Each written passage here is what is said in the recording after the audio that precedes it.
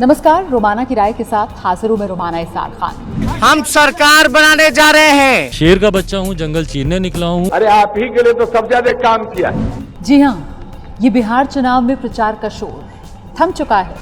आखिरी चरण की वोटिंग की तारीख नजदीक आ गई है। 7 नवंबर आखिरी चरण का मतदान और फिर 10 नवंबर नतीजों का दिन। इस चुनाव प्रचार में हर दल की तरफ से किस तरीके की जोरदार बयानबाजी हुई है, मुझे लगता है इस पर जरा पहले एक नजर आपको डालनी चाहिए। बिहार के लोगों ने जंगल राज को, डबल युवराजों को सिरे से नकार दिया है। उनका हनुमान हूँ, मेरे दिल में उनकी तस्वीर बसती है। लोक जनशक्ति पार्टी इस समय वोट कटवा की स्थिति में बिहार के अंदर चुनाव लड़ रही है। तय हो चुका है कि बिहार से एनडीए हार रही। चुनाव होगा तो बयान होंगे, लेकिन कोई ऐसा बयान हो सकता है जो पूरी तरीके से चुनाव का रुख पलट के रख दे।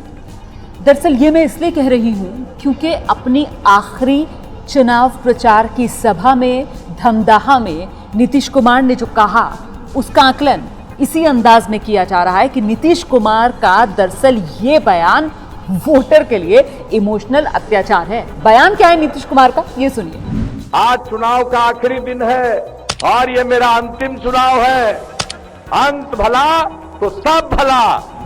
नीतीश कुमार ऐलान कर रहे हैं कि ये उनका आखिरी चुनाव है। अब इसे किस तरीके से इंटरप्रेट किया जाए? एक तरफ से कहा गया कि नीतीश कुमार ने हार मान ली। विपक्ष जो है, चाहे आरजेडी हो, कांग्रेस हो, उनकी तरफ से कहा गया कि देखिए, नतीजा आने से पहले ही नीतीश कुमार ने हथियार डाल दिए हैं, नीतीश कुमार हार मान रहे हैं। आदरणीय नीतीश बाबू को हार सामने नहीं दिख रही होती तो वो चुनाव से पहले ही ये बात कह देते। तीसरे चरण की वोट से पहले आपने हार तो स्वीकार की। हम तो ये शुरू दिन से ही कह रहे हैं कि वो थक चुके हैं। तो कांग्रेस और विपक्ष की तरफ से भले ही नीतीश कुमार को उनके इस बयान के चलते घेरा जा रहा हो, लेकिन जो नीतीश कुमार के साथी हैं, चाहे जीतन राम मांझी हों या फिर बीजेपी गिरिराज सिंह, वो कह रहे हैं कि ये नीतीश कुमार का किरदार दिखाता है, उनका कैरेक्टर दिखाता है। राजनीति में किस तरीके से उन्होंने हमेशा शुचिता की राजनीति की है, ये उसकी एक मिसाल है। नीतीश कुमार ने राजनीतिक जीवन में, सामाजिक जीवन में राफ साफ करके खोल के रख दिया।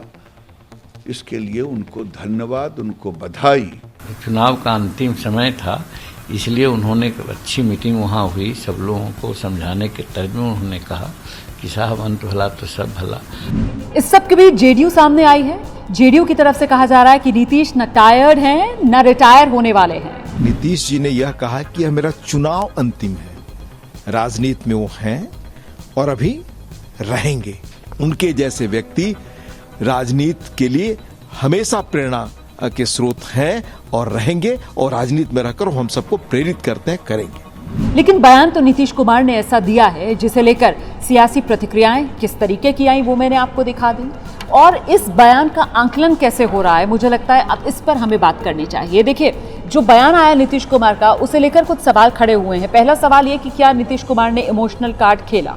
तो इस सवाल के जवाब में नीतीश कुमार का ये जो दाव है, वो समझने के लिए आपको ये भी जानना होगा कि धमदाहा, जहां पर नीतीश कुमार ने ये बयान दिया, और वो इलाका जहां थर्ड फेज में ये चुनाव हो रहा है, सीमांचल वाला इलाका है। इस इलाके के अंदर जो नीतीश कुमार की छवि है, उससे कोई इनकार नहीं कर सकता है। नीतीश कुमार ने हमेशा इस इलाके के लोगों को एक संदेश देने की कोशिश की है कि वो इन लोगों के साथ खड़े हुए हैं। इसका जिक्र नीतीश कुमार ने अभी किशनगंज में की, अपनी एक चुनावी रैली में भी कहा, जब उनकी तरफ से कहा गया कि देखिए, किसी की हिम्मत नहीं है, भले ही गाए बगाहे लोग इस तरीके का बयान देते हों कि देश छोड़ना पड़ जाएगा, नीतीश कुमार ने ये बात कही कि किसी की हिम्मत नहीं है कि आपको देश से बाहर करे।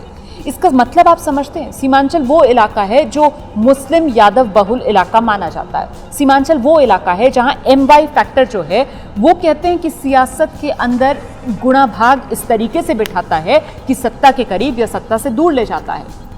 और यही वो 78 सीटें जहां तीसरे चरण में चुनाव होना है, जिससे पहले नीतीश कुमार का ये बयान आया है।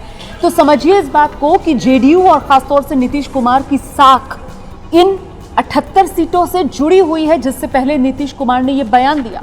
टाइमिंग इसलिए इंपॉर्टेंट हो जाती है कि पूरे 243 की 243 विधानसभा चुनाव के लिए जब प्रचार खुला हुआ था, तब तो नीतीश कुमार ने इस तरीके का बयान नहीं दिया।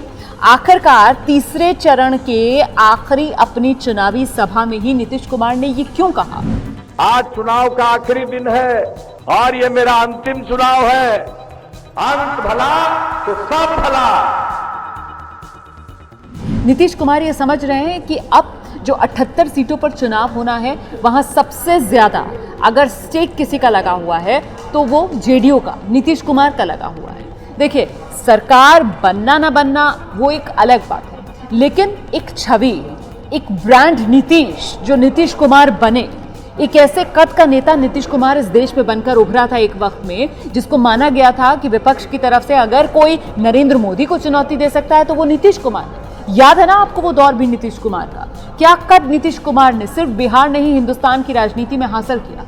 लेकिन वही नीतीश कुमार इन बिहार चुनाव में घिरे हुए नजर आए, और वो भी 2 युवाओं के जरिए। हम लोग मुद्दे की बात करते रहे, वो मुद्दे को भटकाने की कोशिश करते रहे।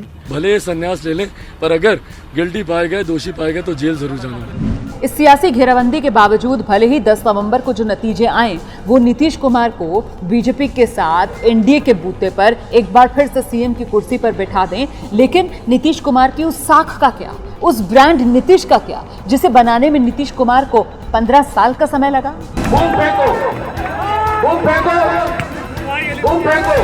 कहीं ना कहीं नीतीश कुमार के मन में ये चीज तो जरूर होगी कि आखिरकार ऐसा क्या हुआ कि उनकी सभाओं में नीतीश मुर्दाबाद, लालू जिंदाबाद, मोदी जिंदाबाद सभी के नारे लग गए।